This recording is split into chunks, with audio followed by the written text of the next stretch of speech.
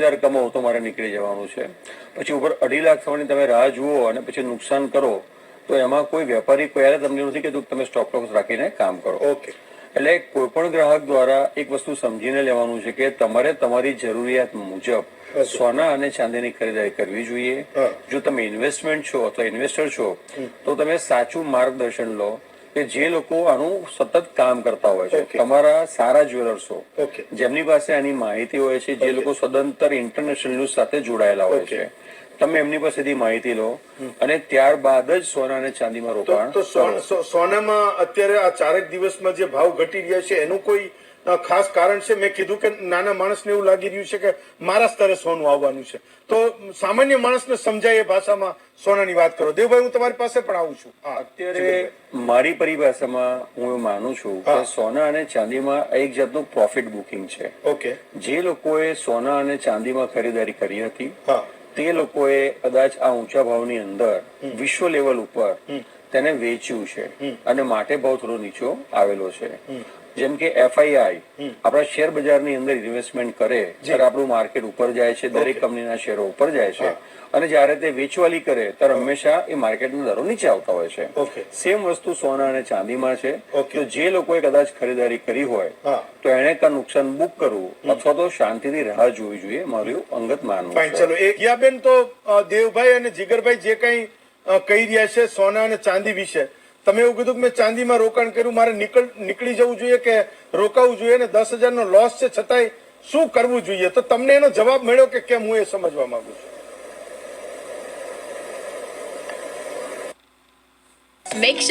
જવાબ તો મળ્યો, પણ મને હજુ એ સમજ નથી આવતો કે શું હજુ પણ મારે હજુ ખરીદારી કરવી જોઈએ? તો શું ચાંદીનો ભાવ જે પડ્યો છે તો હજુ મારે લેવું જોઈએ કે મારે ઇક્વિટીમાં કે કશે બીજામાં ઇન્વેસ્ટ કરવું જોઈએ? આ મારો પ્રશ્નનો જવાબ મને હજુ મળ્યો એમ. ફાઇન, ચલો દેવભાઈ, તો હિયાબેન પાસે પૈસા હોય તો હજી ચાંદી લે કે કેમ? જી, હિયાબેન એવું કહે છે કે મને હજી તે એ સવાલ છે કે હજી થોડા ઘણા પૈસા પડ્યા હોય તો ચાંદી લઉં કે કેમ? પેલા એવું કહેતા હતા કે વેચું કે કેમ, હવે એવું કહે છે કે લઉં. જોઈ છે ને કે 26 ડિસેમ્બર થી 5 જાન્યુઆરી સુધી આ સમય એવો હોય છે કે કોઈ પણ જાતની મોમેન્ટ જ જોવા મળતી હોતી નથી, કેમ કે ફોરેન કન્ટ્રીઝના તમામ વહીવટ ઓફ હોય છે. ત્યારે અમે આ તબક્કો જયારે બંધ હતો ત્યારે અત્યાર સુધીની ઐતિહાસિક મોમેન્ટ અમે જોઈ કે 28 તારીખે ચાંદીના ભાવ સવારે 10,000 પ્લસ ખુલ્યા હતા અને રાત્રે જયારે માર્કેટ બંધ થયું ત્યારે 20,000 માઇનસ હતું, એટલે 30,000 ની મોમેન્ટ જોવા મળી હતી. અને બીજા જ દિવસે પાછું 20,000 નું પ્લસ બંધ આપ્યું હતું કે જયારે ફોરેન કન્ટ્રીઝ ના વહીવટ બંધ હોય અને એ તબક્કામાં પણ આવડી મોટી મોમેન્ટ જોવા મળતી હોય ત્યારે આ જોતા ચોક્કસપણે એવું લાગે છે અને કહી શકાય. અને અમે અમારા વહીવટ મુજબ જયારે અત્યારે માનો કે નોટ કે પેમેન્ટ હાથમાં આવે એટલે અમે એ જ ભાવે કપાવીને ચાંદી અમે લઈ લઈએ છીએ અત્યારે. ઓકે, એટલે તમે એવું કહો છો કે પૈસા પડ્યા હોય લેવાય? જી, એટલે અમારા મુજબ ચાંદી જો એમની પાસે ઇન્વેસ્ટ હોય તો લઈ શકાય એવું અમારું માનવું. ફાઇન, ચલો જીગરભાઈ જયારે બોલતા હતા ત્યારે તમારે કંઈક કહેવું હતું. દેવભાઈ, શું તમે શેના માટે આંગળી ઊંચી કરી હતી? આ જ વાત કરવી હતી કે જયારે જીગરભાઈ વાત કરતા હતા ને કે ત્યારે અત્યારે જે ભાવ મુજબ છે તો એમની જો કેપેસિટી હોય ઉભું રહેવાની અને જરૂરિયાત ન હોય તો ઈ ચાંદી વેચે નહીં. ચાંદીના ભાવ અમારા મત મુજબ વધે એવું છે એવું અમને લાગી રહ્યું છે. તો વેચે નહીં અને પૈસા પડ્યા હોય તો લઈ પણ લે. ફાઇન, જિગ્નેશભાઈ બોલો, તમારે કંઈક કહેવું હતું? મારા હિસાબે કદાચ મારો એક કોન્ટેરિયન વ્યૂ છે. મારા હિસાબે જ્યારે પણ તમે ગોલ્ડ, સિલ્વર કે જેવી ધાતુ તમે કોઈ પણ એક રિટેલ ઇન્વેસ્ટરે આમાં પડવું નહીં જોઈએ. પોતાના ઘરેણા બનાવવા હોય ત્યારે ડેફિનેટલી લેવું જોઈએ.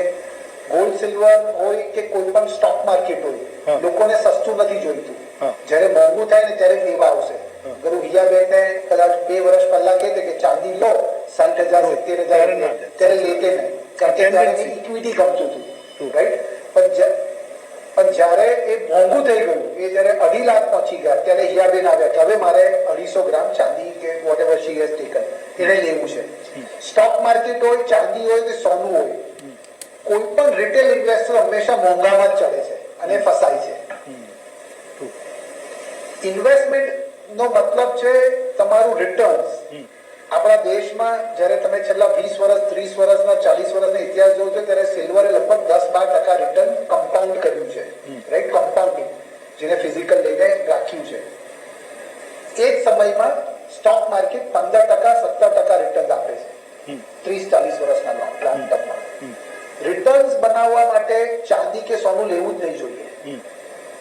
પહેરવા માટે તમે એને કોમોડિટીની જેમ યુઝ કરો, પણ ઇન્વેસ્ટમેન્ટ કરવું હોય ત્યારે હંમેશા ઇન્ડિયાના માર્કેટ્સમાં મ્યુચ્યુઅલ ફંડ થકી, પીએમએસ થકી કે એર થકી કરો.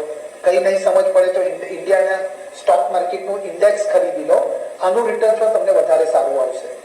ચાંદી અત્યારે ડિમાન્ડમાં છે, ઘણા બધા લોકોની હોપ્સ છે, ઘણા બધા લોકો કે સેમસંગ એને બાય કરે છે, બેટરી બનાવીને આપવાના છે, ને જરા ઘણા બધા અટકળો છે ને બની શકે અહીંયાથી થોડો રિટર્ન્સ બની પણ શકે. પણ જ્યારે mid term to long term જ્યારે તમે જશો ત્યારે તમને કોઈ પણ બિઝનેસીસ એ કોઈ પણ કોમોડિટી કરતા વધારે રિટર્ન આપે છે.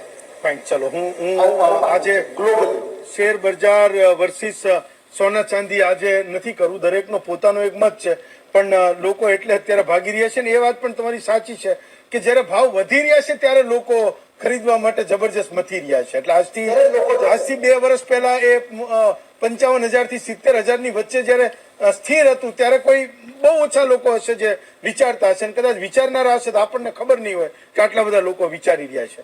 મિત્ર રાજસિંહ, તમને એક સવાલ કરું છું. મારે એ જાણવું છે કે ધોળકાના કેસમાં મેં એવું જાણ્યું કે દર મહિને કિલો પર 3-4-5 હજાર રૂપિયાનું રિટર્ન આપતા હતા. તમે એવું કીધું કે અમે લોકો ઓગસ્ટમાં સંપર્કમાં આવ્યા, પણ આખો ખેલ 2 વર્ષ પહેલાથી ચાલતો હતો. તો જે લોકો 2 વર્ષ પહેલાથી ઇન્વેસ્ટ કર્યા હતા, જે લોકોએ જમીન જાયદાદ અને મિલકતો વેચીને પૈસા ઇન્વેસ્ટ કર્યા હતા, એમને 2 વર્ષ દરમિયાન એને પૈસા પાછા આપ્યા કે કેમ, અને કેટલા પૈસા એમના, કેટલા ટકા પૈસા એના રિકવર થયા છે સોનીએ જેમનું કરી નાખ્યું એને?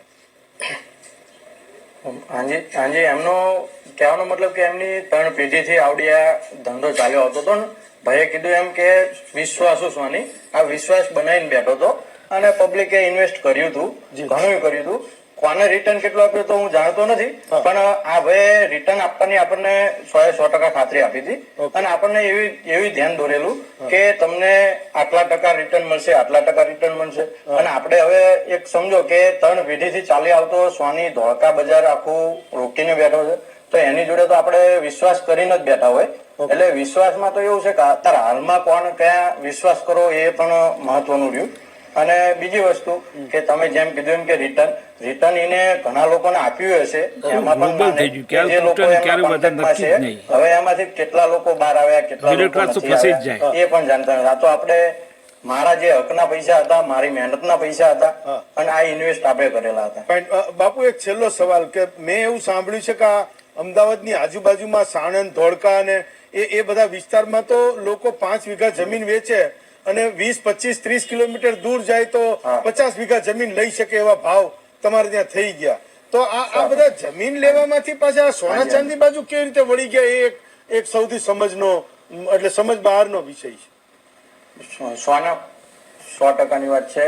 એમાં કેવું કે તમે સમજો કે જે સમયે ચાંદીનો ભાવ હતો એ જમીનના ભાવ પ્રમાણે ચાંદીનો ભાવ, ચાંદીમાં ઇન્વેસ્ટ કરવાથી ઘણું બધું રિટર્ન મળવાની ગણતરી તમે સમજી શકો છો કે ચાંદીમાં રિટર્ન મળવાની બહુ બધી ખાસી ઓલી છે. સોના કરતા હાલમાં ચાંદીમાં બહુ બધું રિટર્ન મળી રહ્યું છે.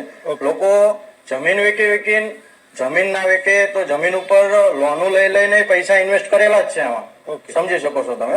હું એ કહેવા માંગુ છું કે આ ઇન્વેસ્ટમાં તો મારી જોડે કાલે જ એવી વાત આવી કે BSF ના એક્સ આર્મી મેન છે, એમને 7 લાખ રૂપિયા એમને જે પેન્શન મળ્યું એ પણ ઇન્વેસ્ટ કરેલું હતું અને એમાંથી 1 રૂપિયાનું રિટર્ન નથી મળ્યું એમને.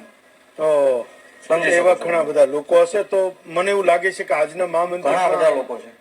એક વિષય તો ઘણો બધો ક્લિયર છે કે સોના ચાંદીમાં કોઈ પણ જ્વેલર્સ કે વેપારી એ જો કોઈ ભોળવવા માંગતો હોય, કોઈ આવી સ્કીમ આપવા માંગતો હોય તો મહામંથનના દર્શકો એટલીસ્ટ ચેતશે. આ મારો એક પ્રયત્ન હતો. બીજો પ્રયત્ન એ પણ છે કે જે લોકો ઇન્વેસ્ટ કરવા માંગે છે એને પણ સોના ચાંદી વિશે ઘણી બધી એક ક્લિયર સમજ હું માનું છું કે આજના મહામંથન પછી થઈ હશે. આ તો રોજ બદલાતું માર્કેટ છે, કાલ કદાચ અલગ સ્થિતિ હોય, પણ આજની સ્થિતિએ જે સોનું ને ચાંદી જ્યાં ઉભા છે ત્યાં મહામંથનનો દર્શક એટલું સમજશે કે એને રહેવું, એને વેચવું કે એને નવું ખરીદવું. જીગરભાઈ, દેવભાઈ, જિગ્નેશભાઈ, હિયાબેન અને મિત્રરાજસિંહ, પાંચે વક્તાઓનો ખૂબ ખૂબ આભાર માનું છું. આવતીકાલે આપના વધુ એક વિષય સાથે ફરી મળીશું. આજે રજા આપશો. Did companies